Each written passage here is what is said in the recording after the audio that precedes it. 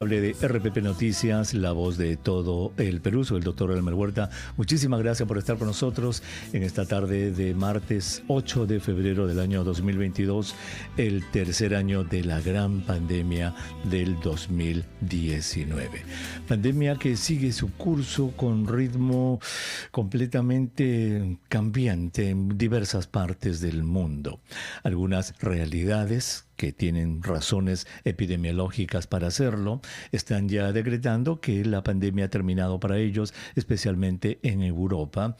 En Estados Unidos, algunos estados, algunos gobernadores dicen que también para ellos terminó la pandemia e incluso han ya ordenado la suspensión del uso de mascarillas en lugares abiertos. Es decir, cada jurisdicción, cada país va a tomar en consideración sus datos, sus realidades. Y porque Europa hace esto, no significa que el Perú tenga que hacer lo mismo. Son realidades completamente diferentes y no solamente realidades, sino datos epidemiológicos completamente diferentes que tienen que guiar las decisiones de salud pública. Mientras tanto, sigamos cuidándonos, sobre todo las personas más vulnerables. Esta variante Omicron nos está demostrando que se ensaña con personas vulnerables, incluso estando vacunadas, incluso con tercera dosis. Personas mayores de 70, 75 años, personas que tengan cáncer, personas con trasplantes, personas en diálisis renal, que tengan enfermedades autoinmunes, deben cuidarse todavía un poco más y obviamente ponerse la tercera dosis. Gracias por estar con nosotros en el programa. Encantado de estar con ustedes. Hoy día vamos a hablar sobre el Programa Nacional de Vacunación. ¿Qué hitos tenemos? ¿Qué logros hemos tenido en el pasado? ¿Y cuál es nuestra realidad en este momento después de esta pandemia? Y obviamente, conocido eso, ¿a dónde estamos yendo? Por ejemplo, ¿sabía usted, señor, señora, que en el Perú, en sus más de 45 años de historia de inmunizaciones, los logros más importantes fueron, escuche esto, esto lo hizo el Perú, 26 años sin poliomielitis salvaje, 17 años sin sarampión, 17 años sin difteria, 10 años sin rubiola, 9 años sin rubiola congénita. Mire, son logros importantes en la salud pública de América Latina. Vamos a conversar con el doctor Alexis Holguín. Él es director general de Intervenciones Estratégicas en Salud Pública del Ministerio de Salud, para que nos dé una puesta al día del Programa Nacional de Vacunación. Doctor Holguín, qué gusto de saludarlo. Buenas tardes. ¿Cómo está, doctor Huerta? Muy buenas tardes. Gusto de saludarlo. Gracias por estar con nosotros en nombre de todos los oyentes de RPP Noticias, doctor Holguín. Pues acabamos de nombrar algunos de los logros del Programa Nacional de Vacunación, que en realidad ha sido uno de los ejemplos en América Latina, y por eso es que usando toda esa infraestructura, conocimientos, etcétera, hemos ido bien en la vacunación contra COVID-19. Denos datos actuales sobre la vacunación. Digamos, en este momento, en este 8 de febrero, ¿dónde están las debilidades del Programa Nacional de Vacunación, doctor Holguín? Bueno, hay que analizar qué pasó en este 2020 y este 2021. Pues empecemos, por ejemplo, por algunas vacunas del esquema nacional que eran del grupo, por ejemplo, de niños. Hay que tener en cuenta durante el 2020 sí tuvimos una gran disminución de las coberturas vacunales, porque teníamos, en primer lugar, una cuarentena prolongada. Entonces los niños no podían llevarlos a los centros de salud, no todo el primer nivel de atención estaba abierto y eso trajo una disminución de estas vacunaciones. Adicional a ello, el 2021 ya empieza esta reapertura nuevamente de los centros de atención para poder la vacunación, y también se han hecho durante este último año 5 campañas grandes de vacunación. Si bien teníamos la vacunación que era contra COVID, también se hicieron estas campañas para llegar a cerrar brechas para las vacunas, sobre todo en el caso de niños. Y en el caso de adultos, también se ha trabajado con el uso de vacunas simultáneas, por ejemplo, en el caso de influenza y neumococo, y ya para niños, en el caso de influenza de VPH. Eso también fue una limitación, porque ¿qué sucedía? En el 2021 se pensaba ya mejorar estas coberturas, y con la vacunación de contra COVID, y al inicio ustedes saben que no podía colocar las dos juntas, tenía que esperar por lo menos 15 días después de la segunda dosis. Entonces perdía oportunidades. Y eso también ha sido una lección que hemos tenido que aprender. Claro, lo sabemos. Yo creo que nuestros oyentes están bien informados y saben que la pandemia pues ha afectado muchísimo el Programa Nacional de Vacunación, ya sea porque se cerraron los niveles primarios, por el personal que estaba enfermo o destinado a otras actividades. A ver, si nos centramos, por ejemplo, en las vacunas infantiles, polio, sarampión, difteria, estas tres. ¿Cuáles eran las cifras que teníamos 17, 18 antes de la pandemia y las que tenemos ahora? Uh-huh. Muy bien, en este caso, claro, hay que tener en cuenta que estas vacunas en el 17 y 18 teníamos coberturas que, si bien no estábamos llegando al 80%, sobrepasaban las 70%, 85%. Sí hemos tenido en los últimos años una disminución con este tipo de vacunas. Y con 2020, 2021 se vio agravada. Con 2020 de todas maneras disminuyeron, y con 2021 se han tratado de recuperar estas cifras, estos valores, que aún todavía queda un gran reto para seguir subiendo, seguir incrementando las coberturas. Entiendo. O sea, lo que usted nos está diciendo, esto es importante, es que incluso antes de la pandemia, el 17, 18, ya estábamos de bajada. Por alguna razón ya estábamos de bajada, lo que nos está diciendo. Sí. Si pudiéramos decir, la época de oro de vacunación en el Perú, ¿cuándo fue, doctor? ¿15, 16, 14? ¿Cuándo? Esto viene, a ver, hay que recordar, vamos históricamente. Acuérdense que las campañas de vacunación se trabajó bastante para erradicar y eliminar algunas enfermedades de Perú. Dentro de ellos está polio, como lo mencioné, el último caso fue en el año 1991. Sarampión, que tuvimos un gran margen de silencio epidemiológico, incluyendo difteria también, que casi después de 20 años tuvimos la red de emergencia de difteria en el país. Entonces, se ha trabajado de diferentes grupos. Hay años en los cuales, por el 2014 al 2017, que sí tenemos muy buenas coberturas, pero estas van cayendo. Y no solo es por el tema del trabajo a nivel nacional, sino también es la aparición de los grupos nuevos, de las creencias, de los grupos antivacunas. Muy bien. Y otros problemas que tuvimos. Eso es lo que quería. Entonces, más o menos usted nos dice que el 15, 16, por allí, fue una muy buena época, 14, 15, 16, pero a partir del 17, 18 empezó a bajar por diversas razones, y ahora con la pandemia estamos mucho más abajo.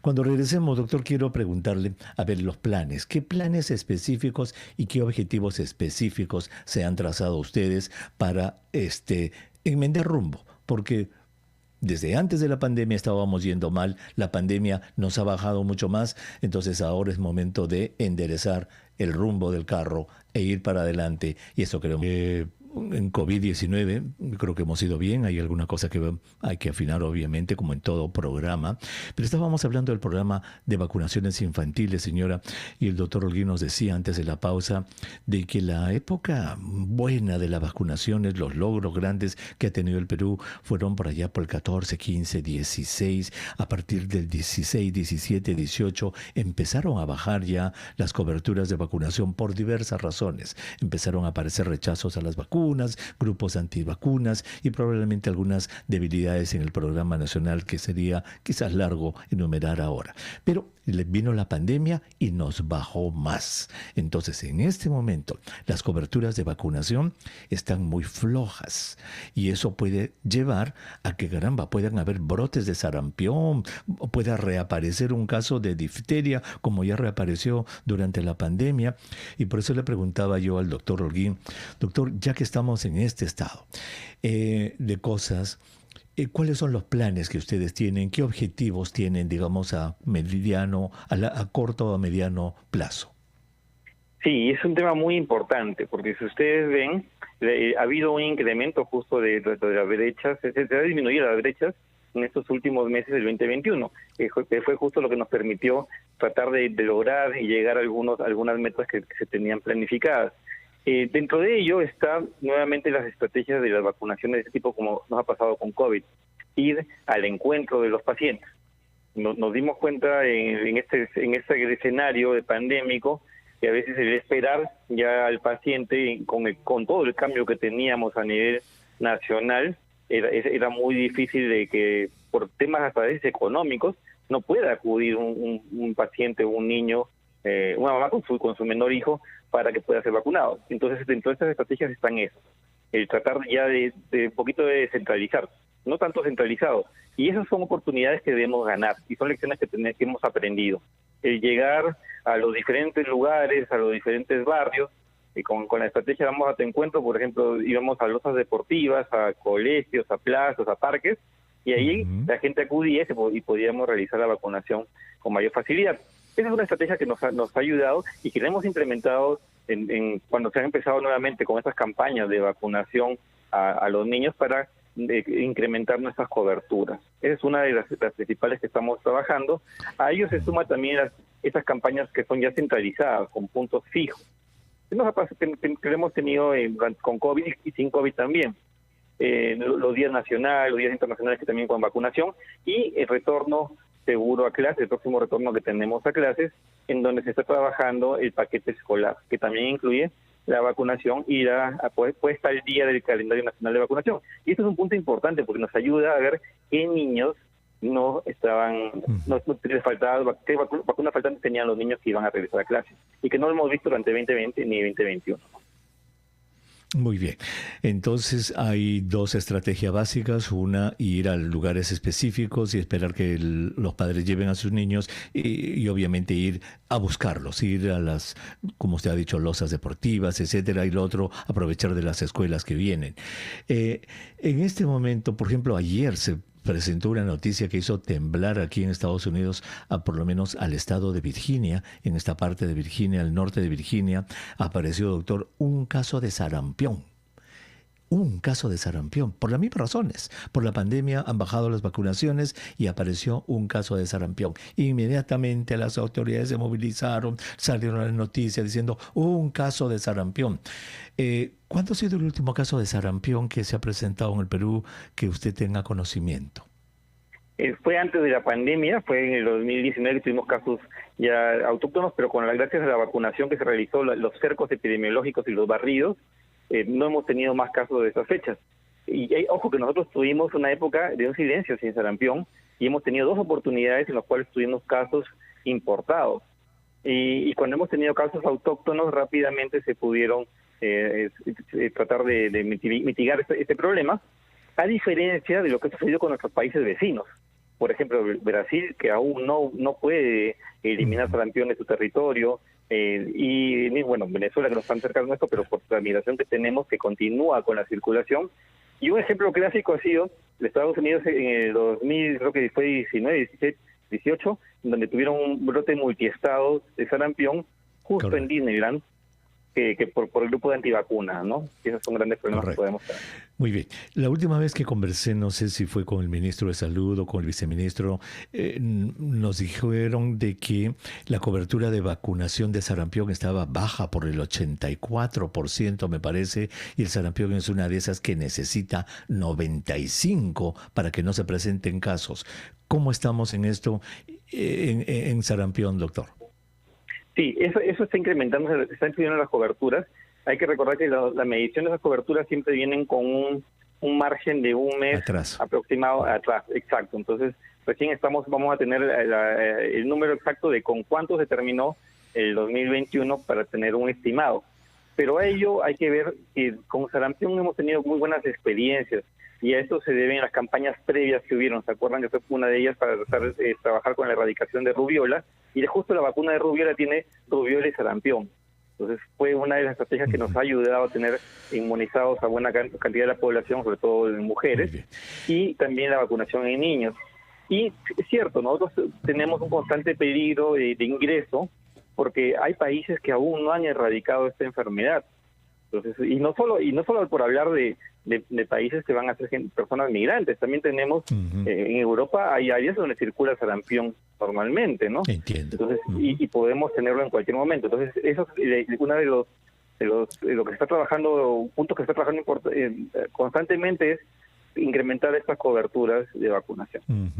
Muy bien. Con respecto a COVID, doctor, ya no nos queda mucho tiempo. Veo aquí que el porcentaje de la población, y supongo que es población objetivo, no dice si es población total u objetivo, que ha recibido la tercera dosis contra COVID-19, es solamente del 26.1%. Este es un tema muy álgido, doctor. Los estudios demuestran que las personas que no han recibido la tercera dosis, especialmente las personas en riesgo, son muchísimo más propensas a complicarse. ¿Qué estamos haciendo para que la gente se vacune por tercera dosis? Sí, el número que está ahí, el 26%, es de la población objetiva con la nueva población, ingresando los niños de todos los mayores de 5 años. Ese sería los 32 millones de peruanos, que ya no serían 28. Exacto. Y en población de riesgo, por ejemplo, los adultos mayores, solo están con tercera dosis el 59% de adultos mayores. Nos queda un buen número, casi más del 40% sin vacunar tercera dosis. Y esto, bueno, podemos analizar exactamente los motivos por los cuales están acudiendo, pero dentro de lo que se ha trabajado es, por ejemplo, estas restricciones que se han dado a nivel nacional del ingreso a los diferentes locales cerrados con tercera dosis para todos los mayores de 40 años, porque son justo los que más estamos viendo ingresan a hospitalización y a cuidados intensivos. Hay que tener en cuenta que todavía hay un grupo pequeño, no es muy grande, que su tercera dosis le está tocando a fines de este mes o probablemente inicio del próximo, porque se demoraron también en la segunda dosis. Pero se está trabajando constantemente para ello, y también la parte comunicacional, que es importantísima, y nosotros agradecemos siempre las oportunidades que ustedes nos dan para poder llegar a toda la población. Claro. y darle la importancia de la tercera dosis. Correcto, porque aquí hay un problema. Ya con, digamos, el 71% de la población objetivo ha recibido 2 dosis, 71%. Y como acabamos de decir, 26% tercera dosis. O sea, hay casi un 45% que no ha querido vacunarse con tercera dosis de los que estaban, digamos, puestos. Una estrategia podría ser que se hagan estudios para conocer por qué no se quieren vacunar. ¿Tienen miedo? Los grupos antivacunas les han comido la cabeza a las personas, no tienen tiempo. ¿Cuáles serán las razones? Porque si no conocemos las razones de este ausentismo, doctor, nunca vamos a poder diseñar estrategias e intervenciones específicas.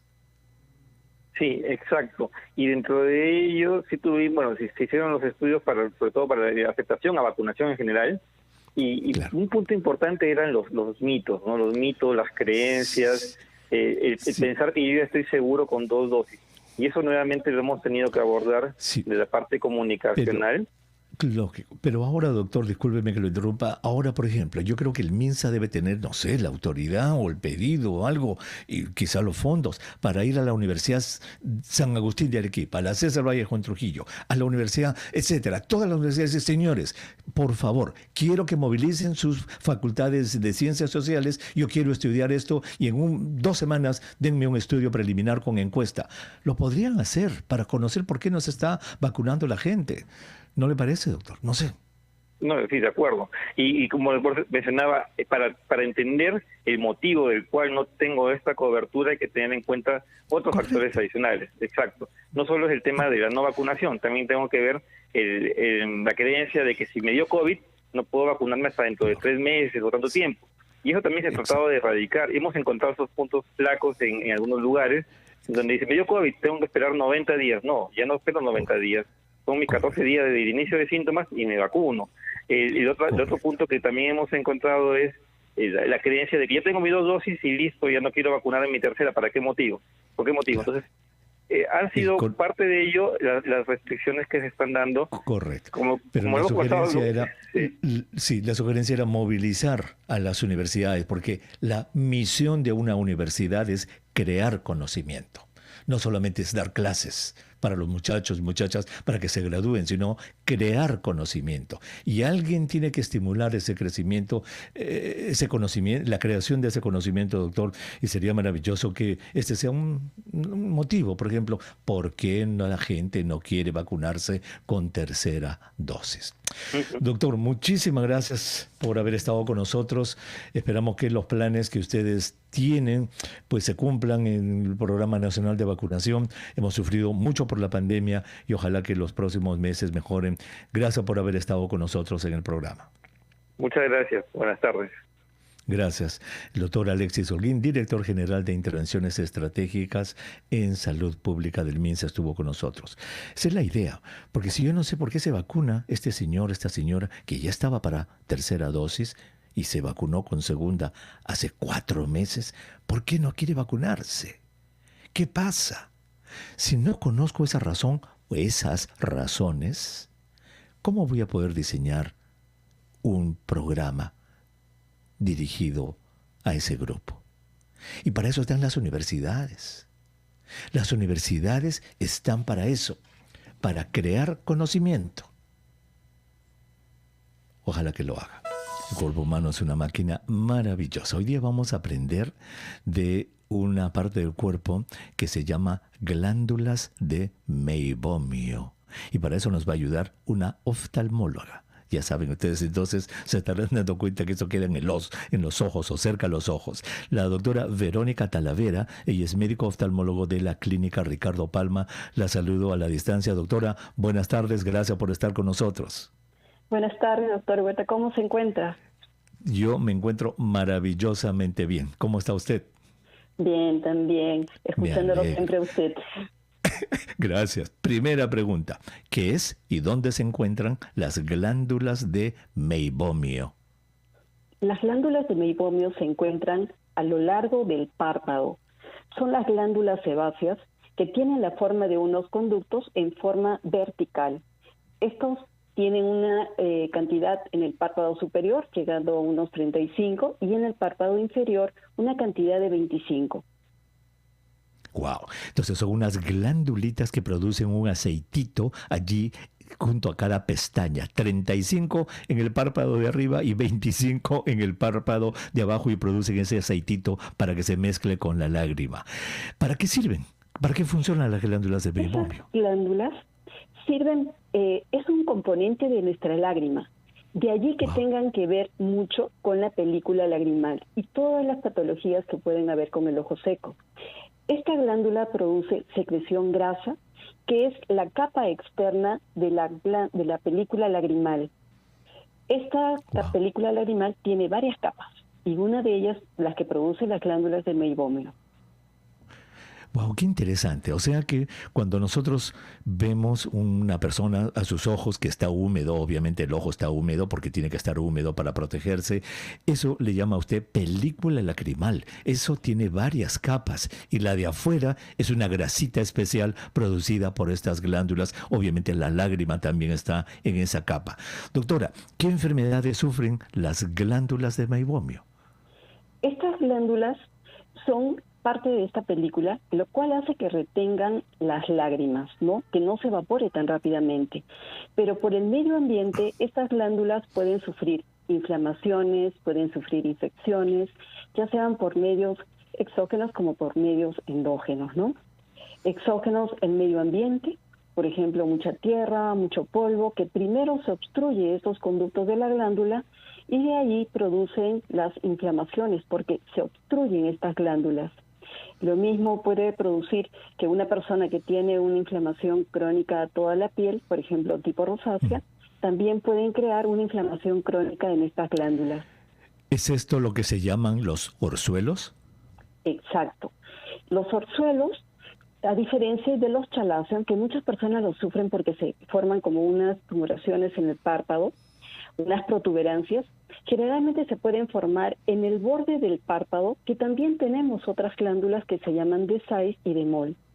Estas glandulitas de Say, que están al lado de cada pestaña, se inflama como si fuera una espinilla, como un barrito de la piel. Y estas glándulas pueden obstruir las glándulas de meibomio. Entonces, fácilmente un orzuelo que se forma en el borde del párpado, se puede formar un chaláceo, que es la inflamación de la glándula de meibomio, lo cual se puede enquistar y puede quedarse crónicamente tiempo. Muy bien, y queda como una bolita dura que se agarra allí en el párpado, que queda por siempre este chalancio. Entonces, las glándulas de Say se infectan a las glándulas de meiomio, y ese es el famoso orzuelo que vemos en las personas. Entonces, la próxima vez que una persona tenga un orzuelo o que vea un orzuelo, diga, wow, esas son las glándulas de meiomio y de Say. ¿Y con dónde lo escuchaste? Pues en Espacio Vital, la doctora Verónica Talavera lo dijo. Doctora, muchísimas gracias por haber estado con nosotros.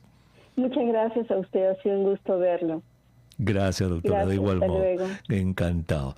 La doctora Verónica luego. Talavera, médico oftalmólogo de la clínica Ricardo Palma, estuvo con nosotros. Ella sabe, un orzuelo, ahí en el borde del párpado, ahí están glándulas. Mire qué complicado que es. 2 tipos de glandulitas hay allí. Se infectan, se hincha, sale como un grano, el orzuelo, y cuando pasa la inflamación, se queda como una pelotita dura allí. Ese es el chalacio.